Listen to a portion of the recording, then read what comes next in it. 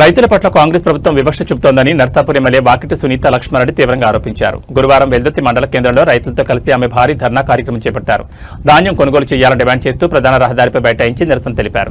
45 రోజులుగా కొనుగోలు కేంద్రాల వద్ద రైతులు పడిగాపులు కాస్తున్నా ప్రభుత్వం అధికారులు పట్టించుకోవడం లేదు. ఇందిరమేళ్ల ప్రారంభోత్సవానికి వచ్చే మంత్రులు రైతుల కష్టాలు తెలుసుకోవడానికి ఎందుకు రావడం లేదని ఎమ్మెల్యే ప్రభుత్వాన్ని ప్రశ్నించారు. కాంగ్రెస్ ప్రభుత్వం వచ్చినప్పటి నుంచి రైతులు ఎరువులు విత్తనాల కోసం పండించిన పంట అమ్ముకోవడానికి తీవ్ర ఇబ్బందులు పడుతున్నారు. కేసీఆర్ ప్రభుత్వ హయాంలో రైతులకు ఎలాంటి కష్టం ఉండేది కాదు. సకాలంలో ఎరువులు విత్తనాలు అందేవి. పండించిన ధాన్యాన్ని చివరి గింజ వరకు ప్రభుత్వమే కొనుగోలు చేస్తోందని ఆమె గుర్తు చేశారు. ఇప్పటికైనా అధికారులు కాంగ్రెస్ నాయకులు స్పందించి రైతులు పండించిన ధాన్యాన్ని పూర్తిగా కొనుగోలు చేయాలని, లేని పక్షంలో ఆందోళన కార్యక్రమాలు ఉధృతం చేస్తామని హెచ్చరించారు. సంఘటనా స్థలానికి తూఫాన్ సీఐ వెంకట్రాజాగౌడ్, వెల్దుర్తి ఎస్ఐ రాజు, పోలీస్ సిబ్బంది ఆర్ఐ నర్సింగ్ యాదవ్ చేరుకుని బందోబస్తు ఏర్పాటు చేశారు. ఈ కార్యక్రమంలో సర్పంచుల ఫోరం మండల అధ్యక్షుడు ఎం జలాల్పూర్, సర్పంచ్ రంగి కృష్ణ, బీఆర్ఎస్ మండల అధ్యక్షుడు భూపాల్ రెడ్డి, జెడ్పీటీసీ రమేష్ గౌడ్, ఆత్మ కమిటీ మాజీ చైర్మన్ ప్రతాప్ రెడ్డి, మాజీ MPTC Jagga Ashok Goud, market committee మాజీ వైస్ చైర్మన్ కృష్ణగౌడ్, వెన్నవరం శ్రీనివాస్ రెడ్డి, ఉప సర్పంచ్ శ్రావణ్ కుమార్, వార్డు సభ్యులు శాకారం శ్రీనివాస్, కుంటోళ్ల నరసింహులు తదితరులు పాల్గొన్నారు.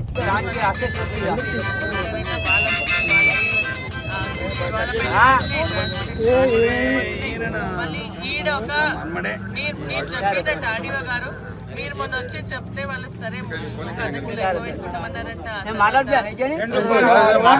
మాలి ఛార్జ్ ఇవ్వమంటే కూడా ఇస్తానారట, రిటర్న్ లో రాసి ఇచ్చినట్ట. కానీ మీరు చెప్పినని చెప్తున్నారు వాళ్ళు. సరే అయినా భరిస్తామంటున్నారు.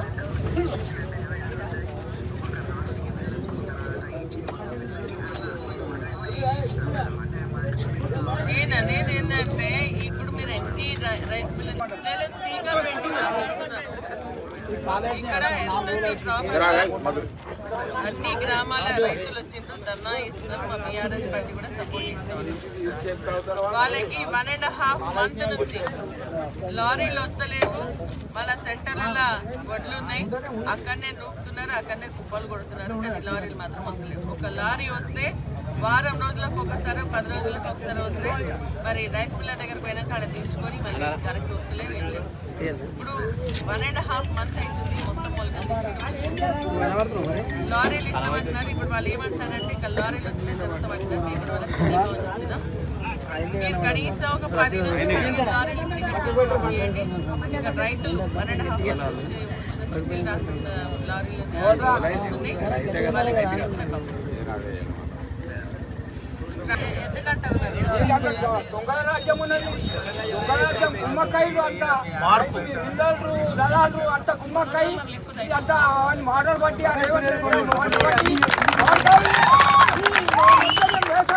రైతులు మొత్తం మాటలు బట్టి దుష్ట పాడుకోవారు.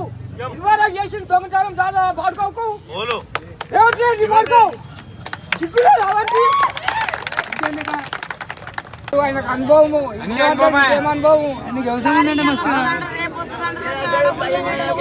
కానీ కష్టపడ్డానికి ఉంటది తెలిసేది. వీడేమో దొంగ మూటలు మోచోడ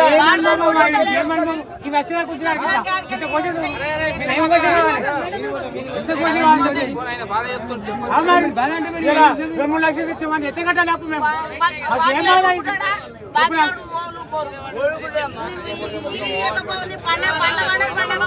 అమ్మా నిన్న మంత్రులు రావాలంటే ఒడ్లు వాళ్ళు బాగా కొట్టుకుంటున్నారంటే కావాలని నేనే బదలాం చేస్తున్నామంట పొందలేరని. మరి ఈ రోజు మేము రమ్మన్నాం. అవి మళ్ళీ వస్తే మేము మీతో పాటు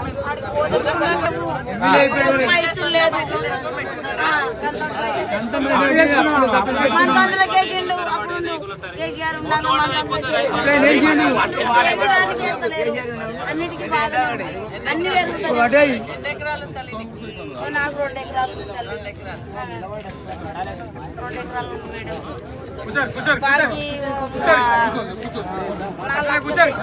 లేదా రైతు వేదికలు తీసుకున్నారు, ఎక్స్ట్రా గోడౌన్లు తీసుకున్నారు, పౌల్ట్రీ ఫామ్లు తీసుకున్నారు, ఎక్కువ రైస్ మిల్లు తీసుకున్నారు. తీసుకొని వాళ్ళందరికీ ఇవ్వడం జరిగింది. మీరు కూడా అట్లా రైతు వేదికలు స్టార్ట్ చేయండి. ట్రాక్టర్లు వస్తే ట్రాక్టర్లు ఉన్న రైతులు తీసుకొస్తే తీసుకోండి. లారీలు ఈ రోజు మనం ఇప్పుడే చెప్తున్నారు, మనకు 37 లారీలు పంపించారట. మనకి 23 గ్రామ పంచాయతీలు ఉన్నాయి. ఒక్కొక్క ఊరికి 2 కూడా రావు. 58 లారీలు రావాలి మన దగ్గరికి, కానీ ఇచ్చింది సగమే.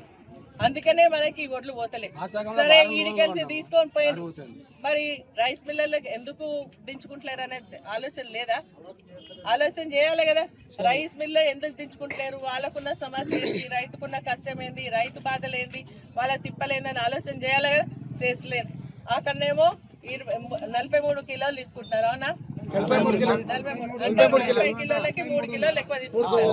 వీడికి వచ్చినాక మళ్ళీ 3 కిలోలు, ఒక్కొక్క క్వింటాల్ కి 6 నుంచి 8 కిలోలు కట్ చేస్తారు. తర్వాత అమ్మాలీలు మన మీదనే పడుతున్నాయి, ట్రాన్స్పోర్ట్ మన మీదనే పడుతున్నప్పుడు టార్పలిన్లను ఇచ్చిన కవర్లు కొనేటి వాడ కొంటున్నారు, కానీ మనకు మాత్రం వస్తలేవు. సంచులు లేవు, బాధలు లేదంటున్నారు. మరి ఇవన్నీ ముందు ఆలోచన చేసుకొని తీసుకునేది కాదా?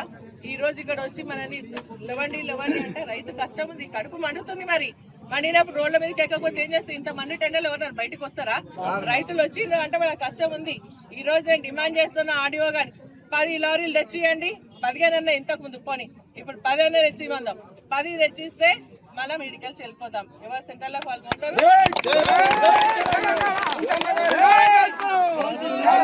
బేషరతుగా మన ఆర్ఐ గారు ఇక్కడ ఉన్నారు, ఎస్ఐ గారు ఇక్కడనే ఉన్నారు, సిఐ గారు ఇక్కడనే ఉన్నారు. నేను వారికి కూడా చెప్తున్నా, బేషరతుగా వడ్లు ఏవైతే నానినాయో దాన్ని మళ్ళీ ఏదంటే మాయిశ్చర్ అని లేదంటే ఇంత కట్ చేస్తామని చెప్పేసి కాకుండా ఎట్లున్నా అట్లా వడ్లు మొలకలు తిన్నాయి, నానినాయి, రంగు మారి వడ్లు మరి కొనుగోలు చేయాలా? రైతుకు గిట్టుబాటు ధర 2389 రూపాయలు ఇయ్యాల్సిందే అని చెప్పేసి సందర్భంగా తెలియస్తే మీరందరూ కూడా మరి ఏంటంటే కొంత ఓపిక అక్కడ ఉన్న వాళ్ళు ఇక్కడ ఉంటారు, ఎందుకంటే బాగా జామ్ అయిందని చెప్పేసి చెప్తున్నారు. మన రైతులు వండుతనే మన కడుపు నిండుతుంది అందరం కూడా. ఎందుకంటే 6 నెలలు కష్టపడినటువంటి రైతు రోడ్ మీదకి వచ్చినప్పుడు మనం ఒక 2-3 నిమిషాలు అందరి దగ్గర సెలవు తీసుకున్నా. మన టీఆర్ఎస్ పార్టీకి సంబంధించి 3 నెలలు కష్టపడి కంటికి నిద్ర లేకుండా, కడుపుకు తిండి లేకుండా మన 5 ఏళ్ళు నోట్ల పోవడానికి కష్టపడ్డటువంటి రైతు కష్టం అందరి కష్టంగా మీరు భావించి సహకరించాలని మీ అందరి చేతులు ఎత్తి. ఎందుకంటే ఈరోజు వాళ్ళు కష్టపడ్డారు, ధాన్యం పండించుకున్నారు. పండించినటువంటి ధాన్యాన్ని కొనాల్సినటువంటి బాధ్యత ఎవరిది? మరి ప్రభుత్వం విఫలైందా లేదా? ఆ రోజు కేసీఆర్ గారు ఉన్నప్పుడు ఇదే విధంగా పుట్లు వడ్లు వండినాయా లేదా?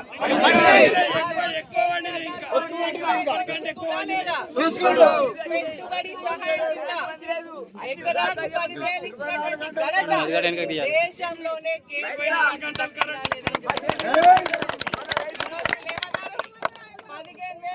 కేసీఆర్ గారు, 2 పంటలకు 10,000 ఇస్తారు.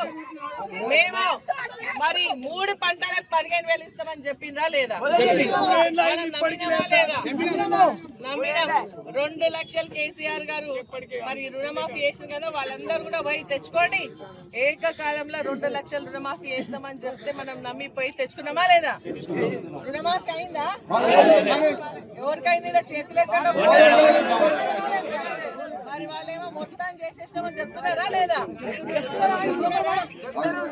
అదేవిధంగా వాళ్ళకి ఈ రోజు పాపం రైతులు కేసీఆర్ గారు ఉన్నప్పుడు మన ఇంట్లో కూర్చొని హాయిగా నిద్రపోయి పంటలు పండించుకున్నాం, ధాన్య కొనుగోలు కేంద్రాలకు తీసుకుపోయినాం, ఆడ అమ్మేసుకున్నాం. 10-15 రోజుల లోపల మొత్తం ఖాళీ అయినాయా లేదా? ఖాళీ మొత్తం పైసలు కూడా మన ఖాతాలో.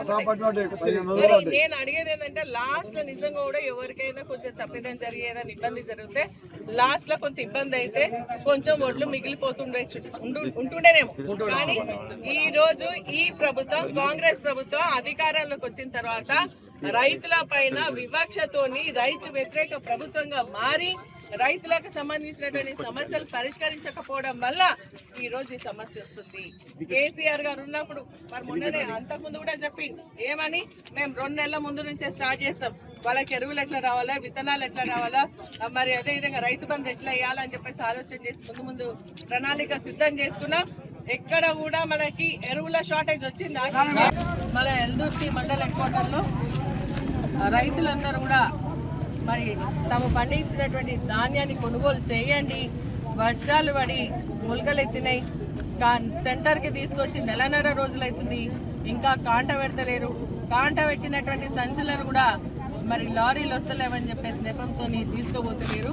దీనివల్ల మన వర్షం పడి మొత్తం సంచులు నానిపోయినాయి, ఒడ్లు నానిపోయినాయి, మొలకలు ఎత్తుతున్నాయి, రంగు మారుతున్నాయి. అయినా కూడా ప్రభుత్వం స్పందిస్తలేదని చెప్పేసి రోడ్ ఎక్కడం వలన వారికి సంఘీభావంగా ఈరోజు బీఆర్ఎస్ పార్టీ పక్షాన మేమందరం కూడా మరి ధర్నా చేయడం జరిగింది, రాస్తారోక చేయడం జరిగింది.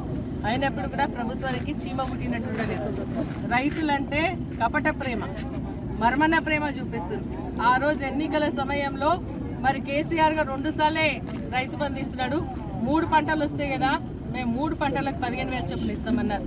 రైతు కూలీలకు కౌలు రైతులకు కూడా 12,000 రూపాయలు చొప్పున ఇస్తామని చెప్పేసి అన్నారు. 2 లక్షల రూపాయలు ఏకకాలంలో మాఫీ చేస్తామన్నారు. సన్న ఓట్లు వండియండి, మీకు 500 రూపాయలు బోనస్ ఇస్తామన్నారు. మక్కలు, జొన్నలు, కందులు ఇవన్నిటి కూడా 500 రూపాయలు మరి బోనస్ ఇస్తామన్నారు. వీళ్ళ అధికారంలోకి వచ్చి దాదాపు 2.5 సంవత్సరాలు అయిపోయింది. కానీ రైతు బంధు ఎలక్షన్కి అది నామమాత్రంగా 1 ఎకరాకు వేసి చేతులు తెలుపుకోవడం జరిగింది. రుణమాఫీ అని చెప్పేసి 2 లక్షలు, సగం మంది కనీసం 30% మంది కూడా రుణమాఫీ చేయలేదు. బోనస్ ఇస్తున్నారా అంటే ఆ బోనస్ కూడా మరి ఎత్తేయడం జరిగింది. బోనస్ ఇస్తలేరు.